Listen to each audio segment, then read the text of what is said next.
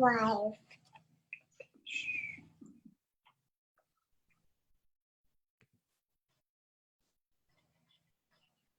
Good evening and welcome to Northern Kentucky History Hour. We will let everyone into the meeting and then we will get started. Thank you so much for joining us.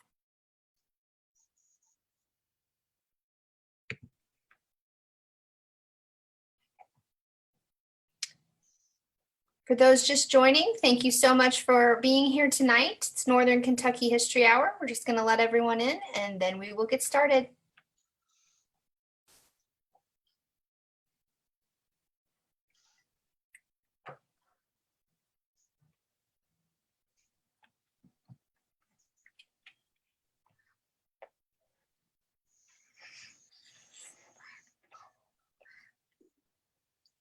Okay. Well, thank you all for joining us tonight. My name is Tara Johnson-Noem, and I am the Vice President of Behringer-Crawford Museum's Board of Trustees, rather. It is absolutely a pleasure to have you with us this evening for Northern Kentucky History Hour's 21st episode. We're so glad to have you. I see a number of other trustees with us this evening here in the guest list, and I am so grateful for their support and, of course, the support of the entire museum staff. We could absolutely not be doing this program without them, so thanks to them. I also would like to take a quick minute and thank the supporters of the museum. Behringer-Crawford Museum is supported by the City of Covington, Kenton County Fiscal Court, ArtsWave, the Kentucky Arts Council, the Northern Kentucky Sports Hall of Fame, and the Carol Ann and Ralph V. Hale U.S. Bank Foundation. So we're also supported by our members. And I am very proud to report that quite a few of you listeners, and I should say viewers, have become supporters and members of the museum through Northern Kentucky History Hour. And I just want to say a huge thank you. We're so grateful for that support. If you haven't yet become a member, it's really easy. You can, I have a guest with me tonight, sorry about that. But you can go to bcmuseum.org and learn more. I'm gonna go right into our introduction of our guest tonight. If you can just hold on just for 1 second. He's gonna help give the talk. So sorry. I would love to introduce you to our guest this evening. She's been with us several times before, and it's because she always provides so many interesting things for us to learn about. And her name is Janine Kreinbrink, of course. Let's see. Miss Kreinbrink has a rich history of celebrating so much of what has happened in Northern Kentucky. She is the president and senior partner of K&V Cultural Resources Management, LLC, which she co-founded in 2011 with Doug Van Strauss. She has combined a career in cultural resource management with conducting educational and public programs in archaeology, preservation, and history. Her archaeology career began at NKU and in volunteering at BCM, where she has been associate archaeologist since 1981. She began a full-time career as an archaeologist in 1986, working on urban archaeology in Covington. And we're going to learn about that hopefully in a future episode. Looking forward to that. She also obtained her master's in 1992 from UC, where she wrote a thesis on the archaeological sites that were first excavated by Ellis Crawford when he was Behringer-Crawford Museum's director. Janine helped found and has served on the board of the James A. Ramage Civil War Museum and has for many years been on the board of directors for Friends of Big Bone. She's also taught as an adjunct professor of anthropology and history in the anthropology and history departments at Northern Kentucky University.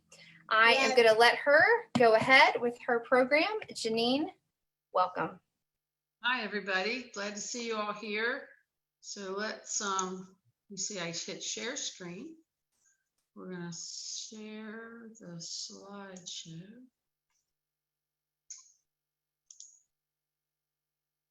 Okay.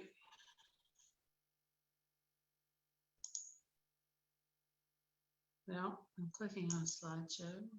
There we go. Everybody see that? Tara, can you see it? Yes, it looks great. Okay. If I look down, it's because I've got some notes on my laptop to make sure I keep on track. So tonight we're going to talk about two Native American Indian cultures. One is called Adena and the other is called Hopewell. And we're going to look at a little of what we like to call cultural geography, how people are distributed on the landscape and how they use their landscape, ceremonial sites and burial mounds, and relatively important question of where did they live? We know a lot about where they buried their dead, but not so much about where they actually lived. And we're going to talk about this through the lens of an archaeological site that we excavated in the last year and a half in Kenton County. And we found a group of 9 small archaeological sites with prehistoric components. And I see my arrow here.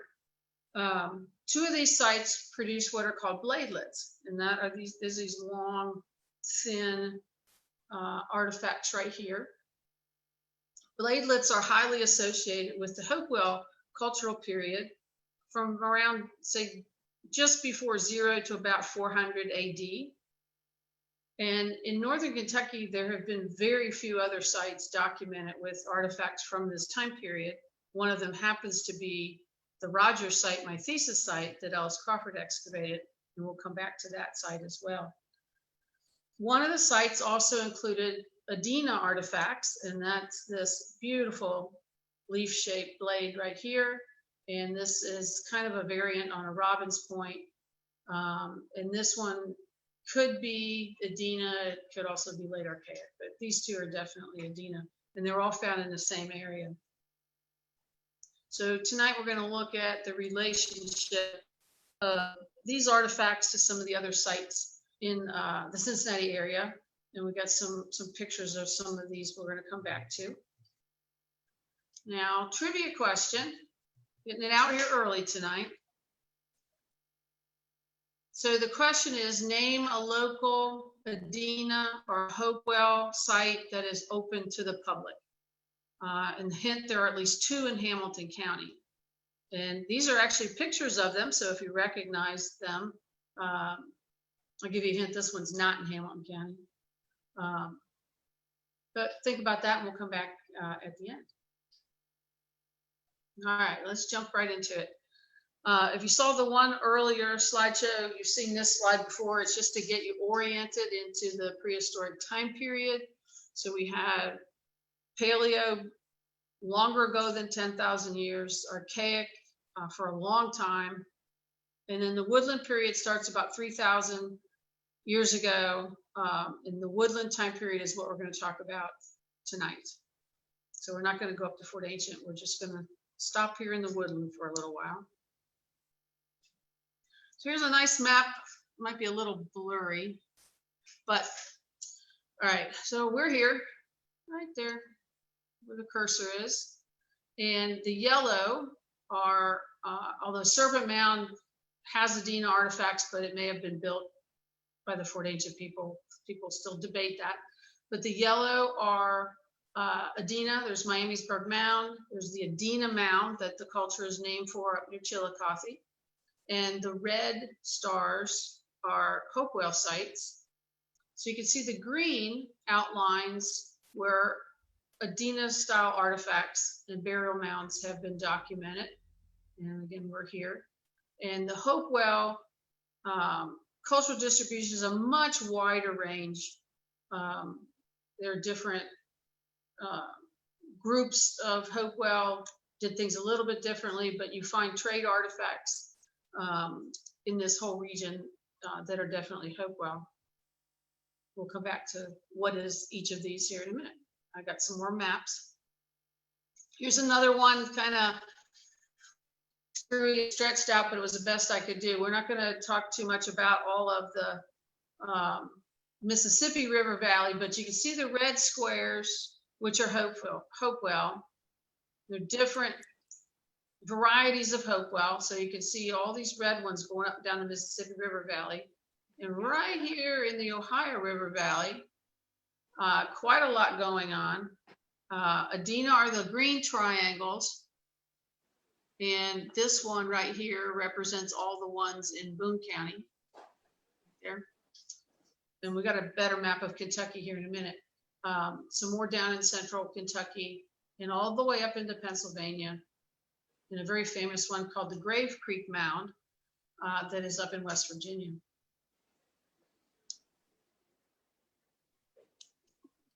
Here's a Kentucky map. And I wish I had a similar one for Ohio, but I don't. I've got a local map we'll look at in a little while. But the shaded areas show where Adena burial mounds have been documented in Kentucky. Well, we're here, Boone County is right there. This is over by Mason County, so we're up on the North Fork of the Licking River.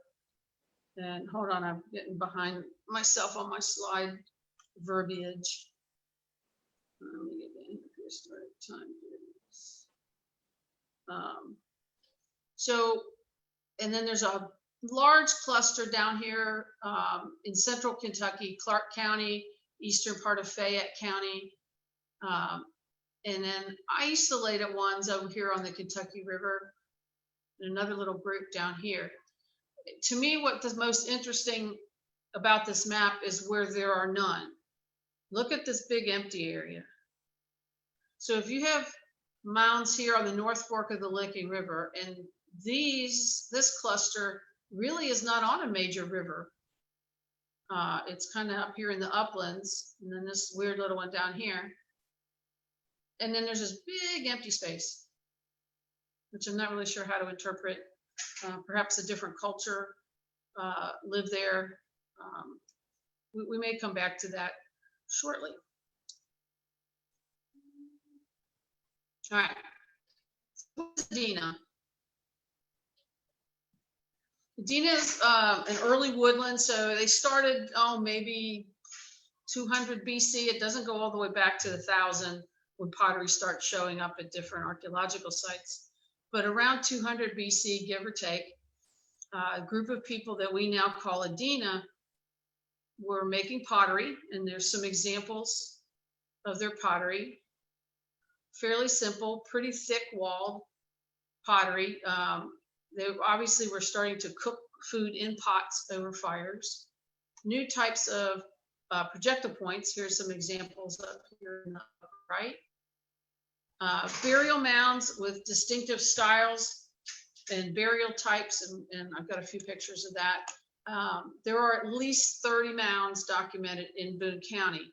And for reference, although we'll come back to it later, there's maybe 3 in Kenton County and 2 or 3 in Campbell. So there's something different was going on in Boone County. And you saw from that distribution map that definitely a cluster. The mysterious part of Adena and Hopewell is that we have very little evidence for village sites. So we really don't know the cultural geography of how the people lived on their landscape. We know where they came together to build mounds, or the Adena had like earthwork circles that are associated with their culture. But it's very different in the late Archaic, the time period before that. There are late Archaic sites everywhere, habitation sites with fire pits and cooking basins where they might roast a deer or something like that. Very little of that during the Adena time period. It's almost as if they were living completely on the surface of the ground. So they weren't digging a lot of holes deep enough for us to still find. There's a large mound down there in the lower left. Oops, got to hit the key on the right computer. Upper left is an example of what they think an Adena house might have looked like, but interestingly enough, these patterns are ones that are found underneath burial mounds. So if they think part of the time some of these mounds was when the person died, they would burn down the house and then build a mound over top of it, and the person would be buried in the center. But they think that perhaps their houses looked like this They have paired posts, you see two posts close together, and then they would thatch them, and we call it wattle and daub, where you weave like willow horizontally, and then you can plaster that with mud. There's a beautiful pot in the upper right, and two recreated drawings or images of what people think they may have used the earthwork circles that they built. We don't really know. When we don't know, we say it's ceremonial, so most likely ceremonial. This is a fascinating part of Adena. These are called Adena tablets. This one up here was actually found in downtown Cincinnati around 1840, 1841. We'll come back to that. This is a stamp of what's on this one. And here's another one. They are among the rarest and most puzzling Adena objects. Only 13 have been found between Ohio, Kentucky, and West Virginia. The right tablet is this one. Was discovered in a mound in Montgomery County, Kentucky in 1937. It is the only one that was found by a trained archaeologist under controlled conditions. The rest were found by accident or by relic hunters. Thus, much of what might have been learned from the positions of the tablets and their association with other objects and environments has been lost. Most of them are made of fine-grained sandstone, and one of the two gate skill tablets, and this is one of them, is made from clay. The right tablet is made out of limestone. I think most people have come to the conclusion that they are stamps, that you could have used them to stamp patterns on clothing. Like say if they had leather, soft leather, or piece of clothing, you could stamp these and make a pattern. They must have been highly prized objects, and like I said, only 13 of them have ever been found.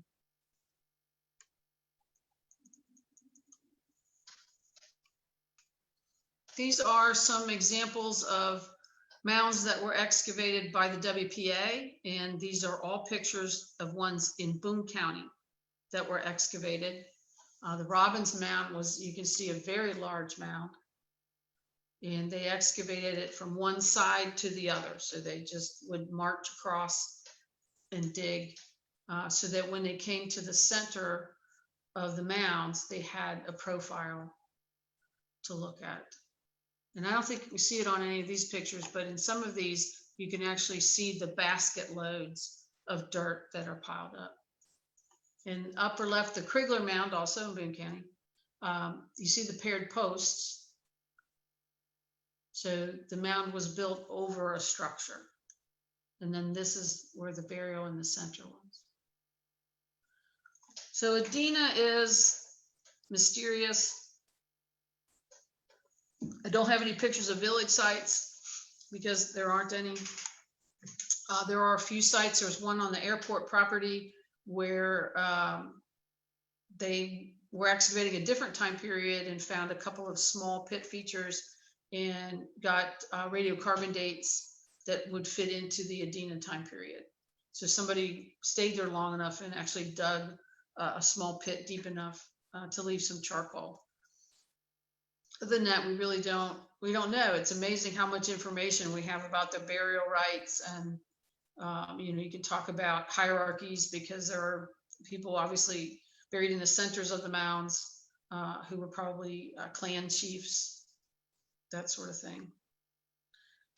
So Adena kind of ends or changes into Hopewell somewhere around the 0 to 100 AD, and artifacts and burial types shift. And so then there's nothing else after that that we would call Adena. Then we call it Hopewell. Hopewell is also named for a site near Chillicothe. And I've got a map showing some of the sites around Chillicothe here in a little while. So Hopewell, we call this the Middle Woodland time period, 0 or so to 400, certainly gone by 500 AD. We'll talk about why at the end, which we don't really know why. But so they have Decorated objects. This is a mica hand. It's cut out of mica. This is a copper bird of prey. Some decorated pottery. This is clear quartz, this little hand. Lots of smoking pipes, all different kinds of artifacts. And these are bladelets. This picture here on the left. Bladelets are a long, skinny, very sharp tool that were only used during the Hopewell time period. You don't find them in Adena. So somebody invented it, came up with the idea. It became very, very important in Hopewell, so much so that when the Hopewell culture changed or went away about before 500 AD, no more bladelets ever again in, at least not this type of bladelet in the regional archaeology. So they obviously had to have a lot of community labor to build their earthworks, but we don't know how they were organized. No evidence for cities or long-term occupied villages in Ohio. That's not to say they didn't have them, because in Illinois, they do have villages, but they don't have any big earthworks in Illinois. So very different settlement pattern, and very little evidence in Northern Kentucky that we'll get to in a couple minutes. Hopewell ended within several generations, less than 100 years, maybe 50 years. It changed completely, and we'll talk about that in a little while too. Hopewell are very much known for their trade network: shark teeth from the east, mica from the Appalachians, copper from Michigan, Flint River, flint, obsidian from Yellowstone, and galena from northern Texas, and more shells from down here in the Gulf Coast. So large trade network, whether that was people going and getting things or them trading for it, along the way, so that it got here eventually. I believe all the obsidian that's been found in Ohio that has been tested comes from one source near Yellowstone Park. It's very interesting. Might have all been brought back on one trip.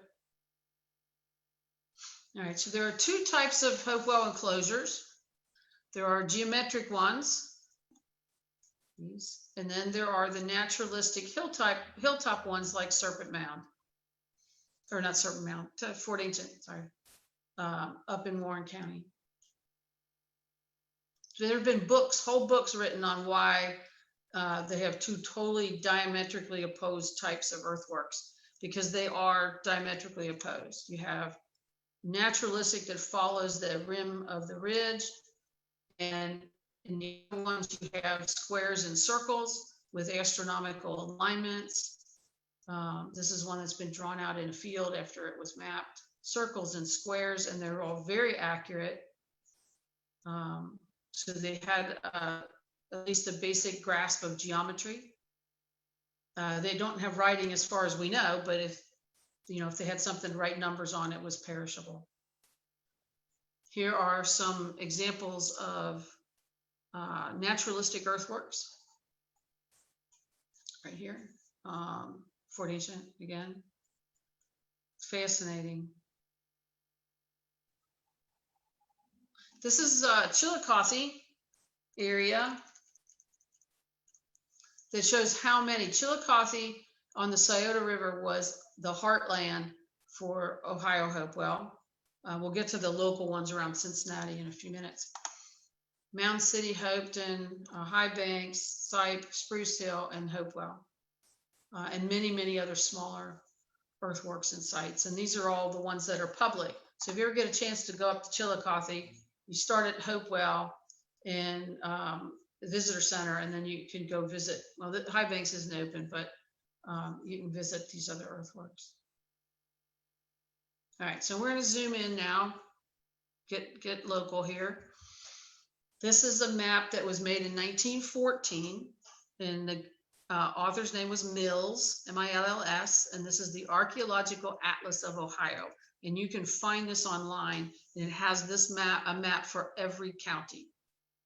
And it shows where in 1914 they knew where there were earthworks. And the great thing about this map is that there are spots on here where, like, say there might be a triangle and it's not there anymore. So it gives us a good look at what they knew early in the 20th century. This X marks the archaeological site that we excavated, and we'll talk about here in a minute. So there's the Little Miami River over here. You can see big cluster of artifacts over here.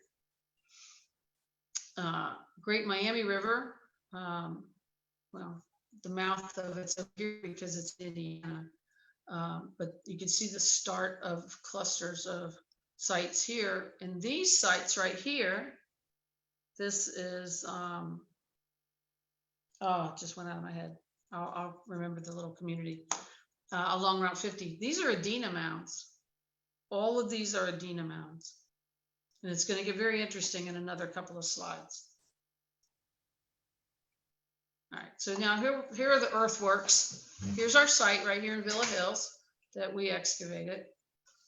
Turner Earthworks and Milford Earthworks on the Little Miami River, Miami Fort, and Oberding Hilltop Enclosure opposite each other at the mouth of the Great Miami, and downtown Cincinnati and Covington. And we're going to talk more about them here shortly.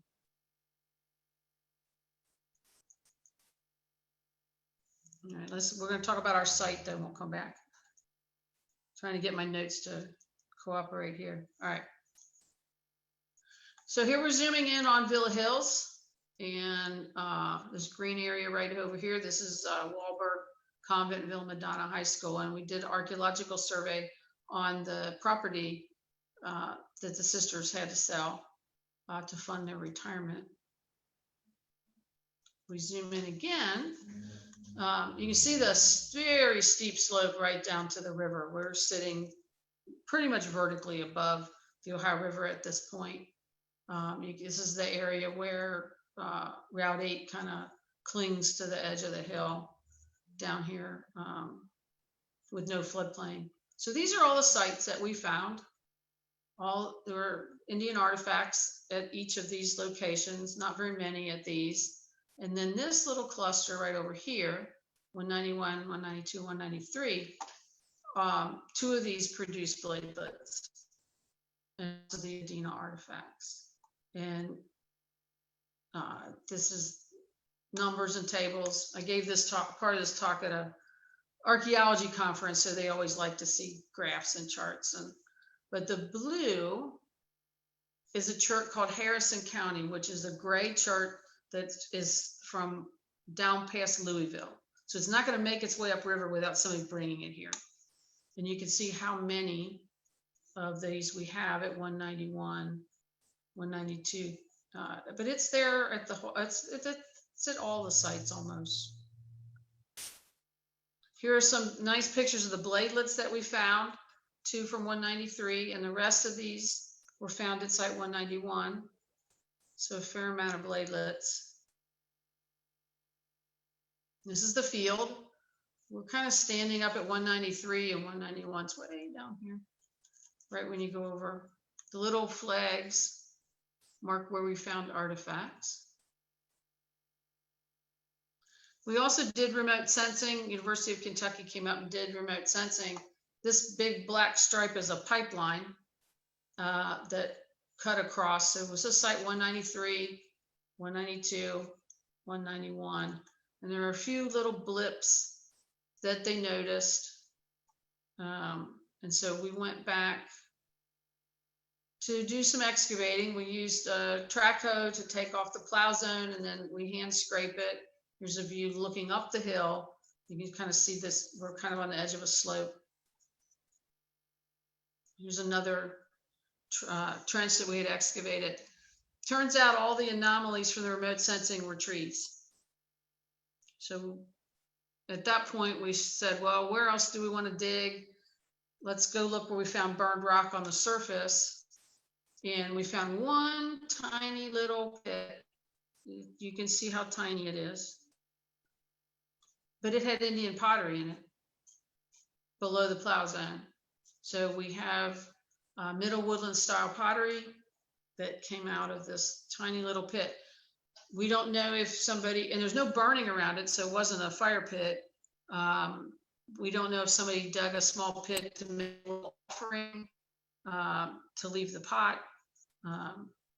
We're not really sure because we didn't find anything else in it except the pottery. So this is Doug making a map. All right, so now we're gonna go back to the big map, and I gotta get myself back to my text.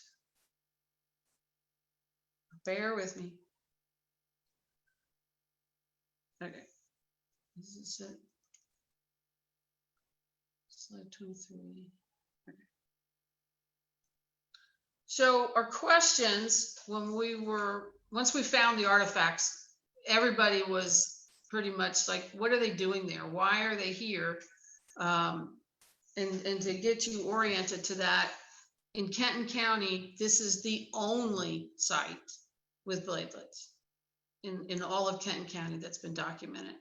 None in Campbell County, and only, I think we'll come to it here, maybe 5 or 6 in Boone County that have bladelets.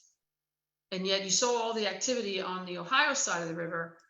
What was the difference? Why were they here? Why were they sitting on this ridge top with all these other little sites? They're obviously camping, maybe just staying 1 or 2 nights. These are not village sites, they weren't living there. So we started thinking about, well, where are they going? You know, why here? Well, we have downtown Cincinnati, this is right here. We have Miami Fort right over here with Oberding. And then up to Little Miami, we have Turner Earthworks.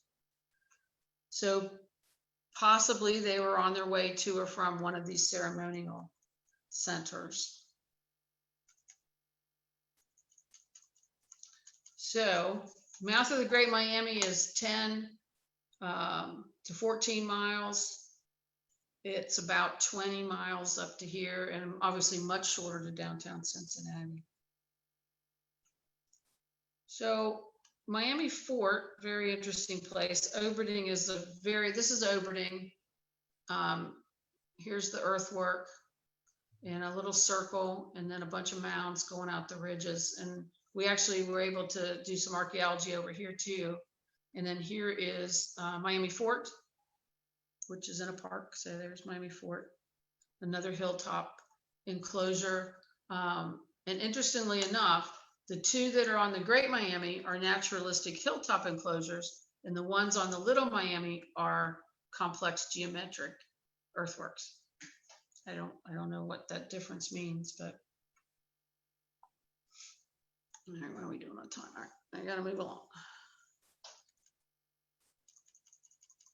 All right, I'm gonna get to downtown Cincinnati because it's fascinating. All right, so downtown Cincinnati contain multiple earthwork sites. This is from 1914, and this information is obviously not based on anybody seeing these sites in 1914, but they're based on earlier recollections and drawings of people who talked about earthworks. These are all earthworks, and then the triangles are mounds mapped in downtown Cincinnati. And this is from Mills Atlas. He says the site of the city of Cincinnati was once practically covered with Aboriginal earthworks. Near the center of the city, there existed an elliptical enclosure, while 3 others of lesser proportions, besides several mounds, a village site and burials were to be seen when the neighborhood was first settled. Here's another drawing. This one's from 1815. And it was by Dr. Daniel Drake and shows his memories of earthwork locations. So I think this is probably the elliptical that was being talked about.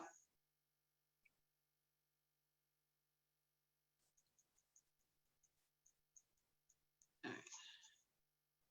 So in 1837, William Henry Harrison was recollecting his early years in Cincinnati, and this is a quote from Harrison. He says, "When I first saw the upper plain on which the city stands, it was literally covered with low lines of embankments.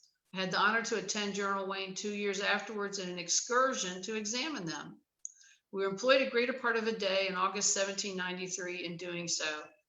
The number and variety of figures in which these lines were drawn were almost endless, and as I have said, almost covered the plain. These are artifacts that were found in downtown Cincinnati in 1794 that were taken out of one of these mounds. So Cincinnati, if it had been mapped the way some of these other earthworks have been mapped, they were mapped by a gentleman named Squire and another one named Davis, 1830s and 40s, and they also got drawings from other people who had mapped earthworks. And all those older drawings that were from Squire and Davis, downtown Cincinnati, they were gone by the time they started mapping. I expect downtown Cincinnati was probably just as complex as the ones that were over on the Little Miami. The question is, we don't know if they were Adena and or Hopewell, because the Adena tablet was found in downtown Cincinnati. All right, hold on. Come on, get back up to me. Okay. All right, back to the map. I've got a little more dots on the map now. Here's our site. Here's the Rogers site that I wrote my thesis on, down around the bend below Petersburg. So there's very little evidence found in northern Kentucky counties that connect them to the Hopewell complex. No Hopewell geometric earthworks or hilltop enclosures have been documented in Kenton County or in Campbell County. 2 reported earthworks are located, see this black star, over here in the northwest part of Boone County, and there's a lot of little mounds around them that were not been excavated, so we can only guess what time period they are, but it's probably not a coincidence that they're all right here. And you know, you can make a line out of any 2 things, but if you've got 3 things that make a line, that gets really interesting. So we have a line right here. So this is Miami Fort, Oberding, and this mysterious embankment wall or earthwork that's hidden up on, I think a gravel or limestone mine owns the top of the land up here. All right, let's get down.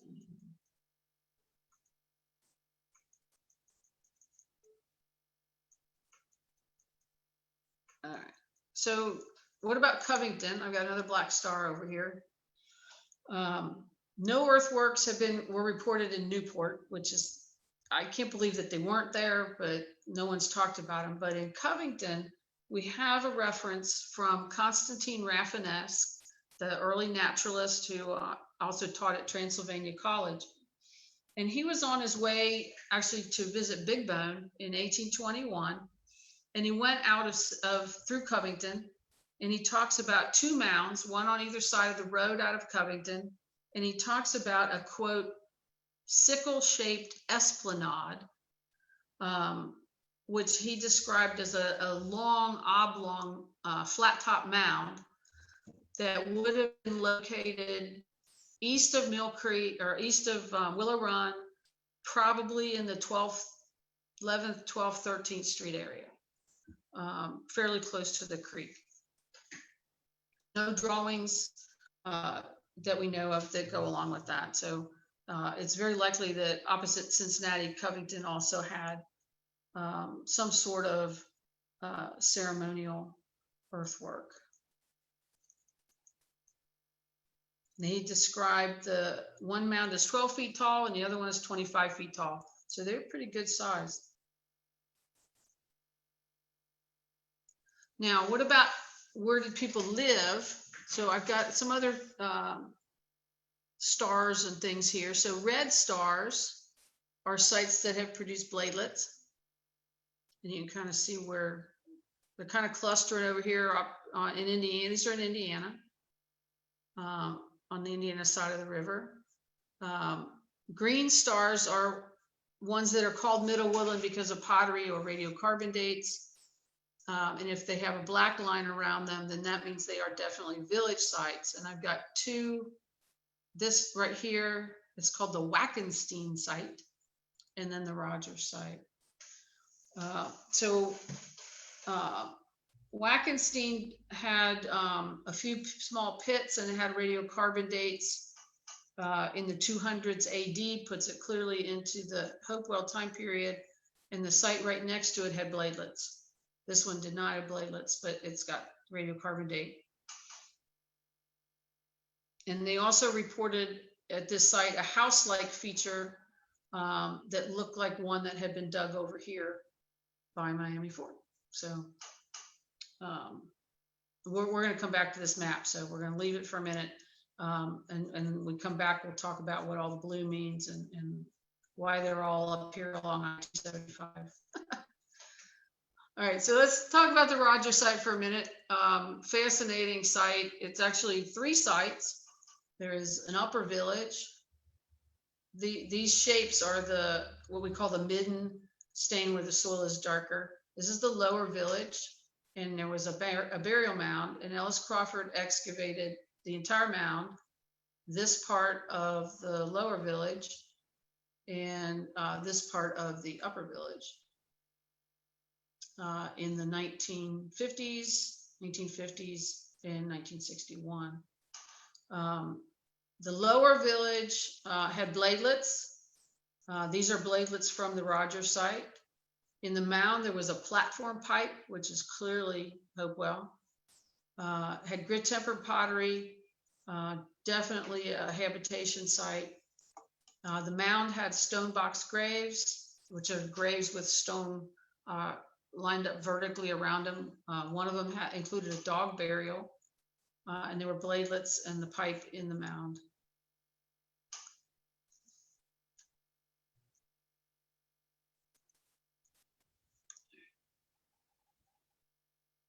The Rogers Mound is the only documented mound in excavated site in Kentucky that has burials that are associated with Hopewell. And I had showed you before, and we'll come back to it, that there are other sites on the Indiana side right there. All right, back to the map.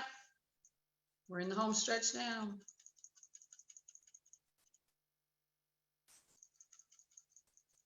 Okay. In Hamilton, and I kind of plugged in the 1914 atlas here in a couple of places that on top to show some of the other sites. In Hamilton County, there are 53 sites listed with Middle Woodland as a component. 21 of them are within several miles of the river, of the Ohio River, with obviously multiple. I've just drawn a line around this because there are many sites over there, and you can see all the mounds up and down the Little Miami. The ridges on the Ohio side, from at least Sailor Park, that's it, Sailor Park, to downtown, have all been developed at least by after World War II, and some of them before that. So we're kind of looking at an artificial distribution, and the same goes for Kenton County. This site, R191, is was one of the last undeveloped pieces of land on these ridge tops up here. This right in between, this is called Dry Creek. And it's kind of interesting because it kind of marks a dividing line. Hold on. Now, Mills' map shows 1, 2, 3, 4, 5 mounds up here in Delhi, and no trace of those has been found, although there is a site documented, a little mound over here. And this is, Sailor Park has a cluster of mounds. And these blue, all the blue mark locations for Adena mounds or groups of mounds. So there are at least 3 mounds here, another 2 over here, multiples in Sailor Park, up here in North Bend, down in the terraces, and then one little one right there. And then there are other ones down further south in Boone County. There's another little cluster down in the south.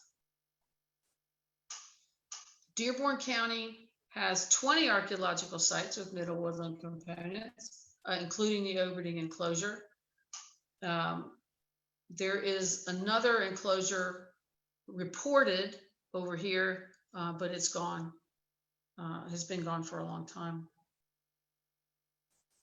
There is one habitation site down here in the valley on the Indiana side that has produced mica cutouts. So they were creating and cutting mica at this site right over here, probably for use or trade at the earthworks. So let's see here. Oops. I'm trying to move the cursor on my laptop with the mouse to the computer. Does not work. All right, Kenton County has only 3 mound sites total for the whole county, 2 of which have low numbers, but nobody knows where they are, and only several over in Campbell County. Boone County has 7 documented sites with middle woodland components. I'm counting the 3 Rogers as 1 site. And there's above Petersburg, a little asterisk here, because it doesn't have a name. It has been reported to me that there's middle woodland pottery and bladelets that have been found there, and that it looks like another habitation site. So that gives us 3 habitation sites in Boone County. All right, so let's Adena. Let's talk about that. At least 11 mounds are known to be Adena, and at least 6 of these, I believe, were excavated by the WPA. There's a projectile point in Adena called the Robbins Point, and it's named after the Robbins Mound that was in Boone County.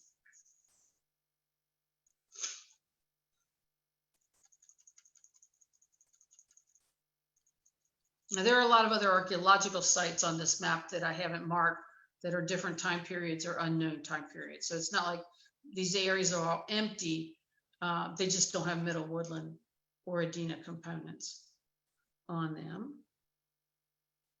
So obviously our distribution is lacking data because so much has been developed in these areas without any archaeology. However, we can still think about some things. So let's look at the difference. So where are all the Adena sites? So all the Adena mounds are either on the terrace or on the first ridge overlooking the river. So we've got a cluster here on the Ohio side, another cluster here, one right there, and another one down here above Petersburg. Where are all the middle woodland sites? Why aren't there any middle woodland sites in here? So all the middle woodland sites are either up on the ridge where 275 runs across, or down here below Petersburg. Why weren't they following the river? So if these people are up on this ridge top and say they're going to Cincinnati and they're going, maybe they want to, or they're coming from here, why don't they just follow the river? So we have to start thinking about, was Adena and Hopewell overlapping at some point so that they wouldn't want to go there because it was a different group of people, a different culture maybe, and so they're kind of skirting around the edges. It's all very interesting. I don't know the answer yet. So our site is above Dry Creek. So above Dry Creek, we have Hopewell on the ridge overlooking the river. Below Dry Creek, we have Adena along the river, and the Hopewell are up in the uplands. We get to Lawrenceburg and no Adena, and all the Hopewell sites are down by the river. To me, that's a distribution pattern. You know, there's something going on there. I don't think it's artificial. All right, we are almost at the end. Ooh, and timing is good. Okay. So my biggest question, they were obviously going to one of these earthworks, but what's the bigger question? Where was home? Right? So if they're going to an earthwork, whether they're going to an earthwork or they're coming back from an earthwork, where was home? Right? Were they going to Wackenstein, or were they going over here to Rogers? Maybe somewhere else that's already been destroyed that we don't know. So to me, that's the more interesting question, is where were they going back to? So anyway, I think I'm almost to the end. Hold on, let me make sure. Is that my last slide? Oh, I got one more slide. And then it all came crashing down. So between 400 and 500 AD, Hopewell ends. Adena had already melted or disappeared. We call this the late Woodland. And it happened within 2 generations. No more bladelets. Nobody's going to the earthworks. No more long distance trade for at least 200 years. And they start living in villages. Some people might already been to Roger Site's a village that has Hopewell. So they're shifting their focus local, and whatever Hopewell was, whether it was a religion, and those places were like Rome or Mecca, and it went away. Everybody's still trying to figure that out, but it's just fascinating to me. All right. So that's it. I have the answers to trivia question on the next slide, but we won't go there yet. Okay, well, that was awesome. I have so many questions. I'm gonna take everybody else's questions first, but also my sidekick found another thing to do. So sorry about the interruptions at the beginning of our program, everybody. Sometimes life happens that way. So, okay, so as a reminder about the quiz, if you came in late, the quiz question was roughly, this is paraphrased, name a local Adena or Hopewell site that is open to the public. Is that pretty much it, Janine? That's it. Okay, so we only had one respondent. So I don't know if everyone is just ceding success to Paul or not, but let's find out if he was correct. So what is the answer? There are multiples. Okay, so in Cincinnati, there's the Norwood Mound. What was his answer? His answer was Fort Ancient. Yes, that's one. That's but closer even than that is the Norwood Mound on Indian Mount Avenue in Norwood. And that's got a park around it. Miami Fort in Shawnee Lookout, which is that one right at the mouth of the Great Miami. That is a Hamilton County park. And this monstrosity here, which is about 100 feet tall, this is the Miamisburg Mound. Wow. And it is just south of Dayton, Ohio. And it's also in a small park, and you can walk all the way to the top of that mound. That is so high. Yeah, there's a person right down there. You can see, yeah. Little tiny person. Those are really local. Obviously, Fort Ancient definitely is just right up I-71. Serpent Mound over in Adams County has Adena. There's still big debate whether Adena built it or it was built after 1000 AD. And then all the ones in Chillicothe, just multiples. And there's a website called ancientohiotrail.org, and it has set up different road trips if you want to go visit the ones that are public. Oh, that is really cool.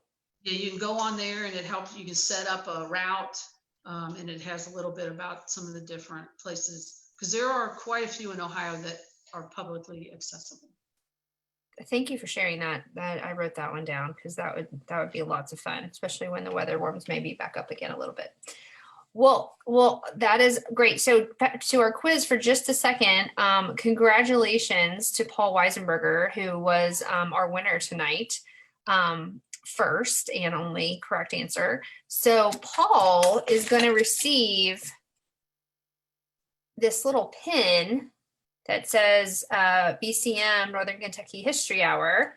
So next week, when we have our next speaker, we'll talk about that in just a second. Don't forget to try to answer the quiz, because obviously bragging rights, right? And you get a fun pin. So congrats to Paul.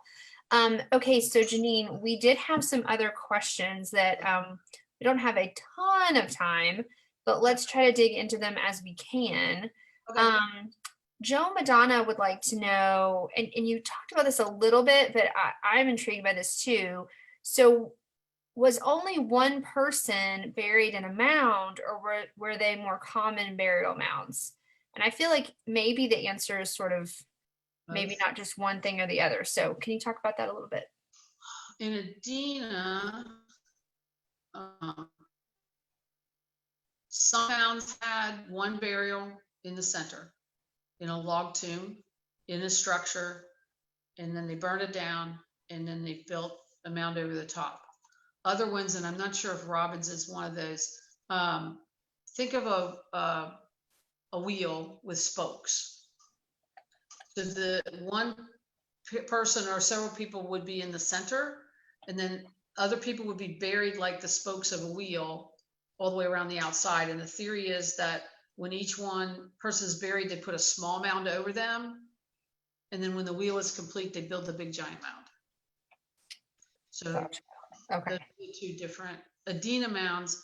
Hopewell, people are not buried in the earthworks, but there are lots of these small mounds all around them, and people are buried in them either individually or family groups. Interesting.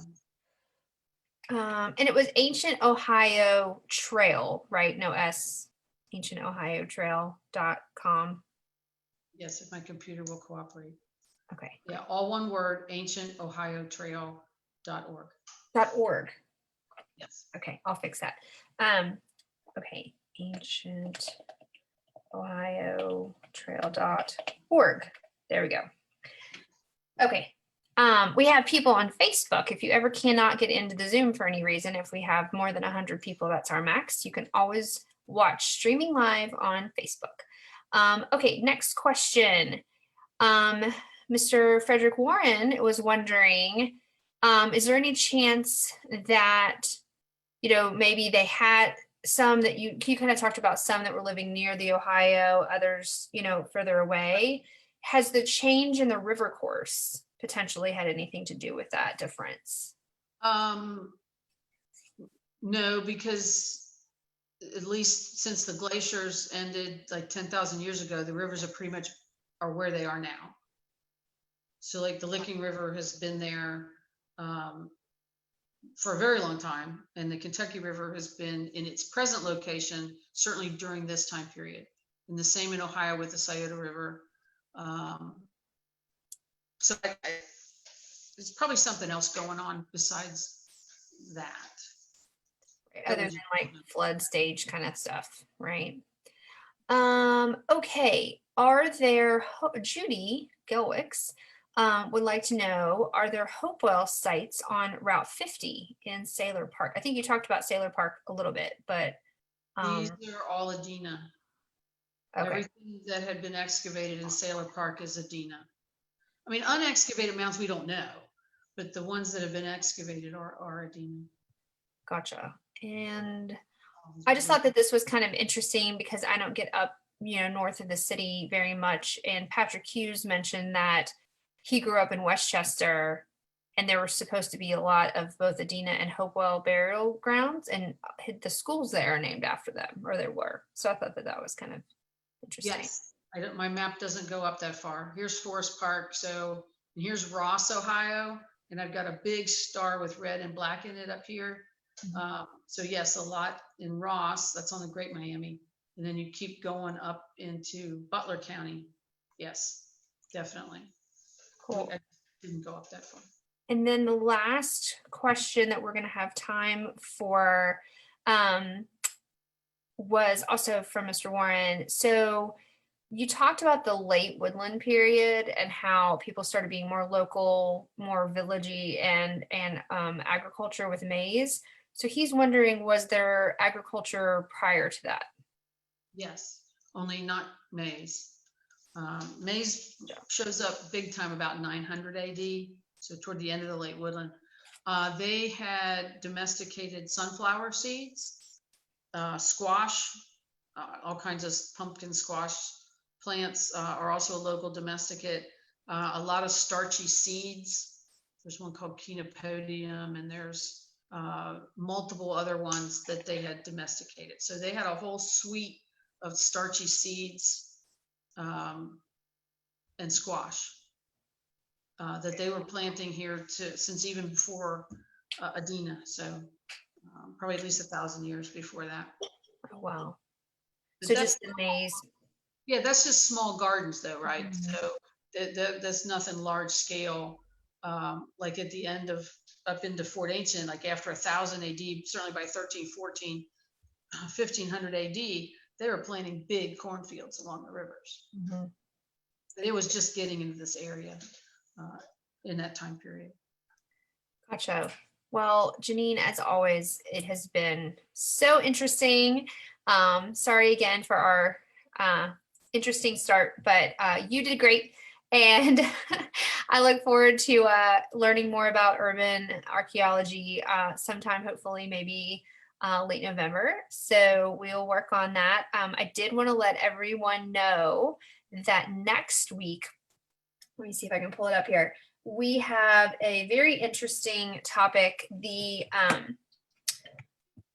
It's called The Berkshire Family in the Borderlands of Slavery, a story of the Underground Railroad. And we will have Hillary Delaney from the Boone County Library joining us. And she is going to talk about Samuel Berkshire and his family. They left behind their lives of enslavement in Boone County, Kentucky in the 1830s. And instead of settling far from where they were held in bondage, they chose to live just across the Ohio River in Rising Sun, Indiana. And so it's a story about the Underground Railroad and this family in particular. I think it'll be really fascinating. And so I hope that you will all join us the week after that. So that will be November 4th. I am very excited to share that a topic that I've been wanting to do since we started this program several months ago. It's by a longtime audience member, Craig Niemi and his wife are going to be giving us a fantastic presentation about Ormsby Mitchell.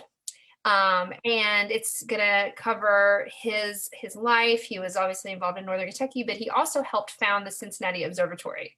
And that's going to all be covered. So, and then on Veterans Day, November 11th, we are going to have an interesting take on Veterans Day and have with us Marty Shadler, and he's going to talk about the Kentucky Aviation Hall of Fame and specifically women aviators. So that should be really good. So we actually have a whole, month's worth of programming already planned out for you all. So I'm happy about that. If you have any questions in the meantime, please go to bcmuseum.org or send us an email and let us know. And we will all see you soon. We hope you have a great night. Everybody take care.